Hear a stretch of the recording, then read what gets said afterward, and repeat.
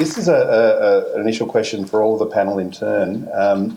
Just from your perspectives, one of the key findings from the report is that soft skill intensive jobs will grow 2.5 times faster than other jobs, and that by 2030 will represent almost 2/3 of all jobs. From your perspective, or from your perspectives, I suppose, what do you see as one or two of the key implications of this shift in emphasis towards soft skills? Shift in emphasis, well, it'll mean the degree's different. You know, if you think about 56,000 students are enrolled at Deakin right now, so what are we teaching them? It would be pointless to say that we would teach them content all of the time, because what would be, ask me anything about the Krebs cycle to this day, I can name the enzymes and draw the structures in my sleep. That is of no use because I could show you on my phone all of that data. Ask me a question about how you would use some of that to think about a problem today would be a different thing. So how do we give our people those skills? We've just been doing some work today. Cora's here with one of our big public transport companies about train drivers and how you skill them. What is one of the jobs of the future? Well, it's people who do things where they're people. So train drivers, you think you'd have autonomous trains. No, you won't. People don't feel confident in groups being on something that's careering along at 150 miles or whatever it is an hour. How do you give them the skills they need to deal with a thing that goes at 300 kilometres an hour? It will, promise you, go at that speed in the state one day, but also be customer driven. I think that's actually quite an interesting, complicated thing. And how do you keep those skills up to date? In a university, how do you make sure that an engineer is customer focused, but also knows that when cement is mixed in the wrong thing, you can actually kill people because the bridge will collapse the first day there's rain, is a challenging thing. So the challenges for a business like ours and our assurances of learning are profound, absolutely profound. How do we give people all of those things that there you are, that David, you put on the screen, I think is actually one of the big, and I was thinking, could we assure all of those things against all of our degrees in the emphasis that's needed? That's a challenge for 2020. Could I suggest a couple of different words to give my example? Soft skills, for me, equals street smart. And you can't get street smarts if you don't spend some time on the street. So for me, the change that needs to occur to get to the point we want to get to is to make sure the students are not just in the classroom, but they're in the business or the industry as well. And that's, to me, not just the responsibility of Deakin University or DeakinCo to find that opportunity. From someone like myself, an employer, I think the onus is equally on me to give the opportunity for those students to get some street smarts. And it's no good, as the research has shown, me whinging about I can't get enough applicants that have got the street smarts that I want if I'm not willing to give them some real world experience before they come out applying for that job. So the collaboration between a DeakinCo, the university more broadly, and organisations like mine and industry and business is essential if we're going to get to a point where we've got people that have got soft skills or street smarts to be able to walk in and do the job. So I think that's part of the change we've got to see from the, as David described it, the professional development, but there's also got to be some practical on the street experience. I think about from my experience as well. So on two fronts, really, it's really putting it, giving them the value that they're worth. I think they have been not derided, but I think they've almost been ignored a little bit over the last 10, 15, 20 years. And this actually came into personally in a big way recently with me. I've got a son, Charlie, who's 15. Going to year 9 this year, and we were having a discussion about his elective subjects, and one of them that he was invited to do, very proud of, was applied philosophy, which is all about leadership. It was about critical thinking, problem solving, persuasion, discussion, communication, and he was invited to do that. The other one was around sort of STEM, science, technology, and this one was specifically around technology, data management, coding, SQL, robotics, AI. And we had this discussion. He was saying, that's the one I want to do. because that is the future. And I'm actually saying, well, no. Philosophy and all these areas, critical thinking, that's the future. And it's like, Dad, no. Everyone, when I get to your age, is going to be coding. I went, no. Everyone, when you get to my age, computers are going to be coding, and you will need to be able to think and doing this. So I'm having these discussions with my 15-year-old son about subjects that have been taught for thousands of years, telling him that that's going to be the future.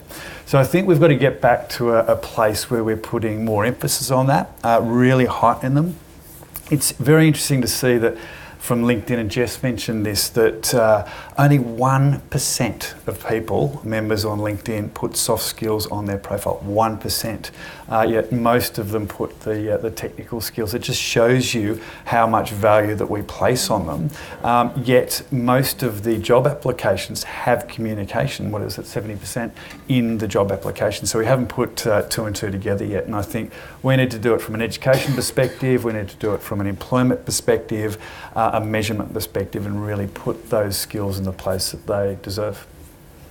Just really interested to know who won that debate, you or your son. Well, interestingly enough, my son won the debate. He did do philosophy for 2 weeks and said, no, I can't stand it. And I said, look, all right, that's fine, go and do it. But I am taking this home, I'm showing him this, and I'm telling him that I was right. So there you go.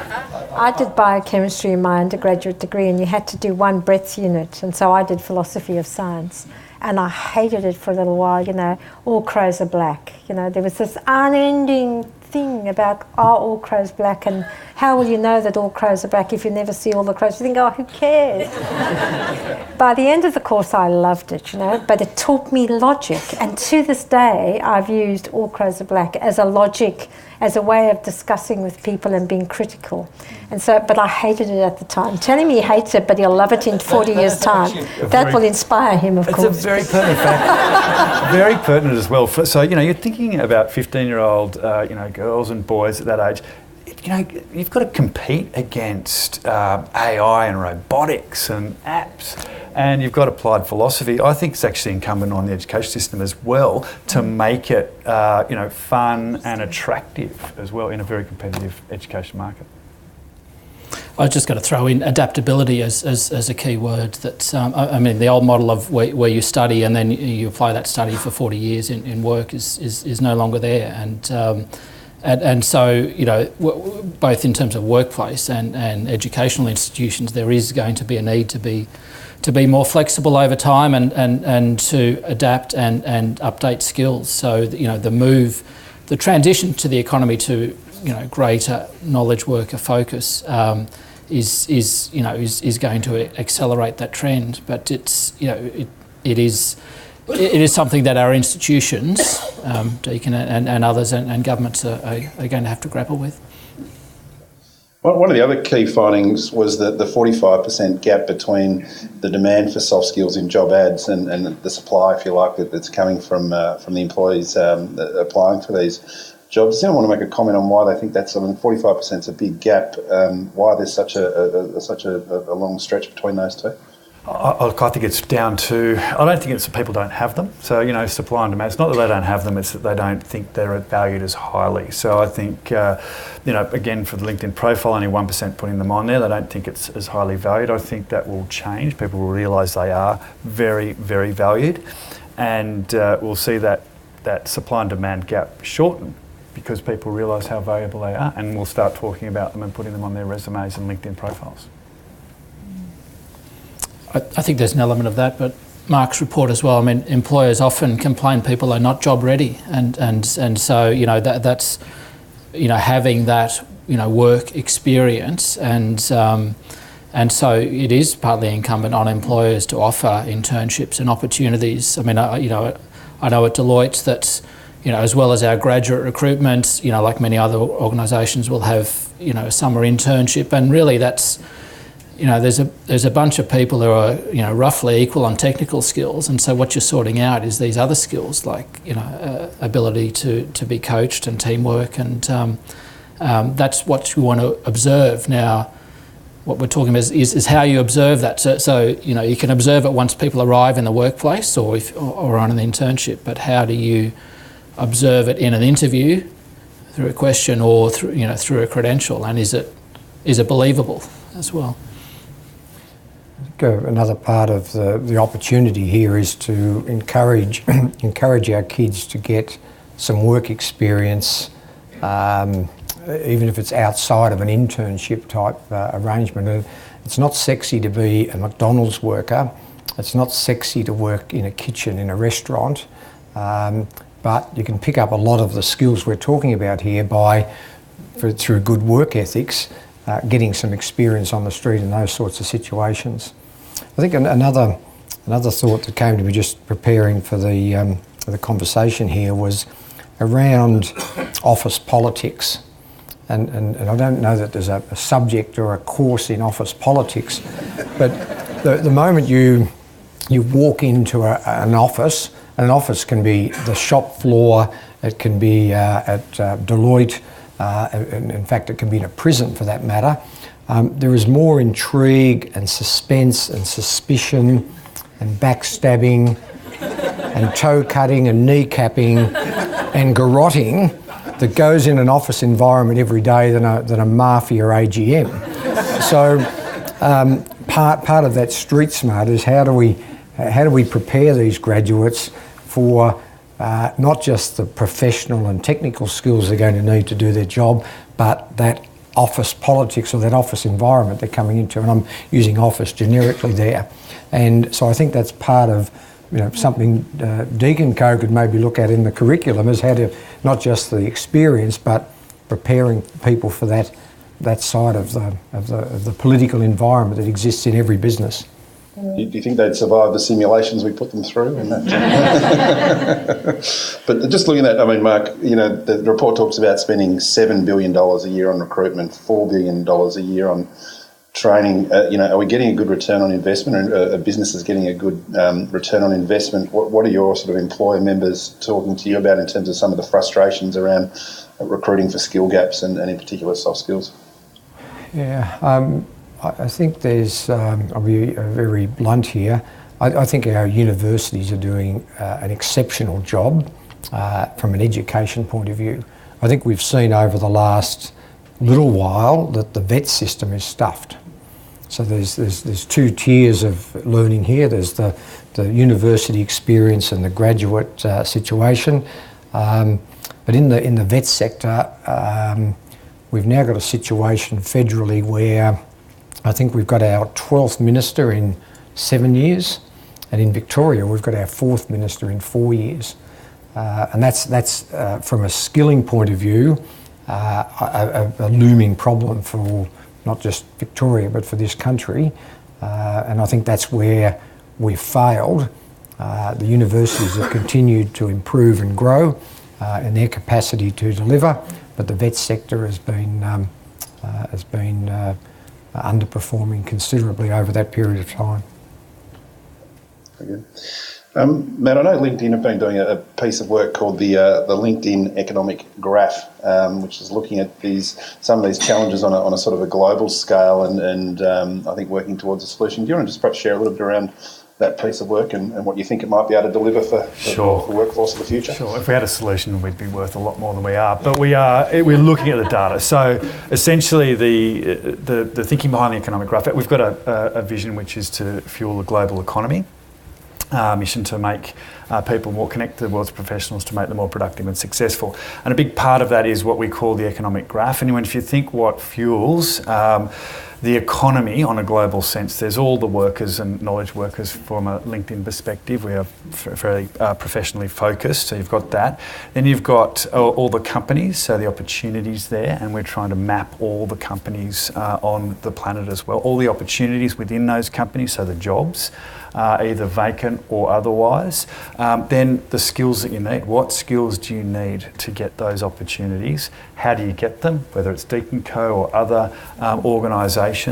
And then all the knowledge as well that is shared to make you more productive and successful, whether that's from The Age, whether that's from Mashable, The Economist, or wherever else. We've got all these nodes, if you like, that fuel the global economy. We want to map that digitally, and it's called LinkedIn. And then we literally want to step back, let all the information flow and help governments, universities, individuals make decisions that can make them more productive and successful. So we can see, for instance, if there's skills migrating from Australia to overseas and what's happening. We can hopefully show organisations like DeakinCo what the skills of the future may be to design courses for tomorrow rather than yesterday. I'm not suggesting you are, and I know you're not, but just that is the philosophy around it. And also to provide data and insights into government policy around that. And that's what we're trying to do, which will, again, hopefully come to many solutions sort of in the future. Yeah, I think that's interesting. Some of those emerging, what are the emerging dominant skills that people will need that are not hard, or not mathematics, not science, not literacy? Is an interesting question. Is it going to be communication, and if so, how? When you think of how people will communicate, you can now, I was doing an experiment with someone the other day. They were speaking Spanish and I was speaking English, and we were using our one phone to do the translation between the two of us. It was a miracle. And so what are the soft skills that you will need? What are the emerging skills around the advantages of the future? And I don't think we're quite clear on that. Everyone's going to have certain skills, but not everyone's going to be a leader. What kind of leaders will we need? What are the skills? Is it someone, is it on a horseback into the valley of death, follow me, trust me, or is it something different? And I don't think we're as clear yet as we need to be in a very connected global multicultural economy, what that looks like. We're not. And I mean, your opening, I was actually quite buoyed because it was very optimistic about the fourth industrial revolution. From what I've read, and I'm taking a little bit more of a pessimistic view in that there's 40-45% potential job displacement in the next 10 to 15 years. 45%. That is enormous. And to think of that happening, people will say, we'll have other jobs and we'll be a little bit higher and we'll be more consultative rather than sort of technical. But at 45% job displacement 10 to 15 years is quite a scary thought. So having as much knowledge as we can around what the jobs are going to be, what the opportunities, what the skills we need, what the knowledge we have is vitally important. Yeah, and learning from our history. This is our fourth go at this.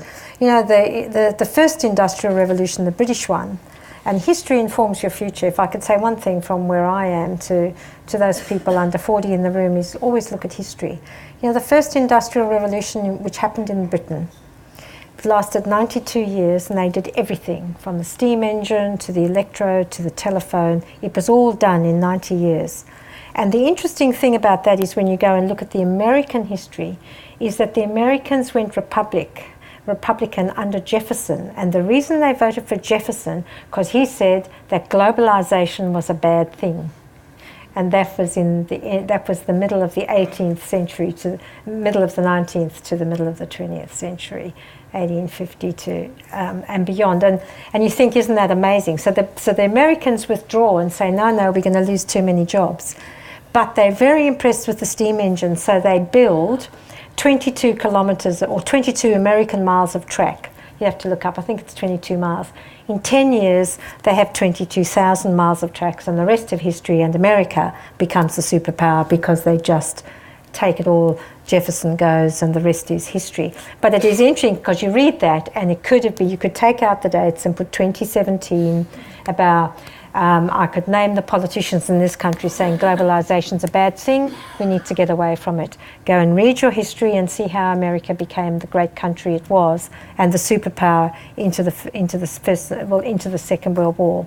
And it started from a premise of being against globalization. So it is very interesting, but the skills now are different. We don't need Eisenhower's anymore. I'm not sure we need Donald Trump's either, but we need somewhere in between all that, we need different kinds of leadership skills. So I am very optimistic about this next generation because they're very healthy, they're incredibly well educated, and they understand cross-cultural issues and the politics of difference, whereas our generations and our grandparents didn't understand that and had different views. And I want to be optimistic. I think your point as well is can't ignore it, you can't bury it, and Can't it's not avoid going to it. happen. And we've seen, you mentioned Uber and Airbnb and various other.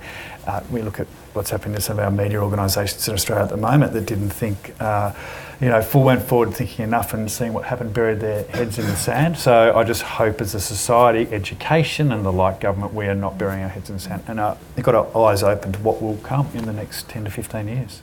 And challenges the workforce is not just one generation. So you've got younger people who are very attuned to this, but if you follow through on some of those trends, you've got perhaps lots of people in their 40s and 50s who might be displaced, who have been working in a certain sector for 20 or 30 years. And how do we engage with and make sure we get productive capacity out of those people as well, not just those who happen to How be do you entering. reskill them? Exactly.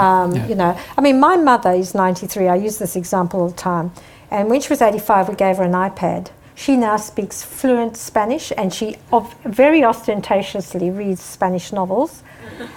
She lives with my sister in London, and she employs the cleaner they have, and she only employs Spanish cleaners. My mother then had to go to hospital for a small operation. No one could communicate with the cleaner because we don't speak Spanish. And it just shows you, so the cross-skilling, I think the cross-skilling we have to do from zero to whenever you concede defeat and go to your maker, whoever that is, you're learning and learning and learning. And if I had to say the biggest skill everyone will learn is the capacity to reskill and to enjoy doing it. And if you can do that, you will rule the world. It's a really good point, and this is something we actually we extol at work at LinkedIn as well, a lot with career development and talking about transformation, which is a big tenet of ours, and it's this adaptability. It's so the great analogy I heard and what I actually stole and now use quite often is the ladder versus the jungle gym. So the jungle gym is very broad and almost like a pyramid, and that's how you should view your career and your skills. You should be working in marketing, in sales, you should be working in technical areas, you should be getting all sorts of different skills, street smarts and the like, to make you very, very agile and be able to be flexible, rather than the corporate ladder in one place and very technical, because that one can drop very, very quickly. And I think that is what it's all about in the future as well. It's that adaptability, broad skills, and not tying yourself to one ladder. I think for me, most people in the room have probably had to reinvent themselves at some point, and maybe several times over. The change that we're seeing now, it's just that the issue is the rate and how rapid the change is. So I've got a lot of staff that sort of start a conversation about digital disruption. And I say, well, it's not new. Henry Ford disrupted the horse industry. So that was a long, long time ago. But the rate of change, I was in Santa Monica 2 days ago, and there's an Apple store there, and it's a big, big store, and there's a lot of people in it. There was a Tesla showroom, it was smaller, but the ratio of people was about the same. And for the life of me, when I'm driving down the Geelong Road, I think, why is someone building a new petrol station? Because I think in about 10 years' time, there won't be a big demand for petrol. And yet we're still building big petrol stations. So the rate of change is the thing that, the adaptability part of it is how prepared we are to change, or how willing we are to change quickly and reinvent or redesign ourselves and the things that we do. And if we don't, someone else will. That's what history says. Please get your thanks for the panel, but also for Jess and for Sophie and Georgie from the DeakinCo team, who've done a lot of work bringing this together. We could thank everyone.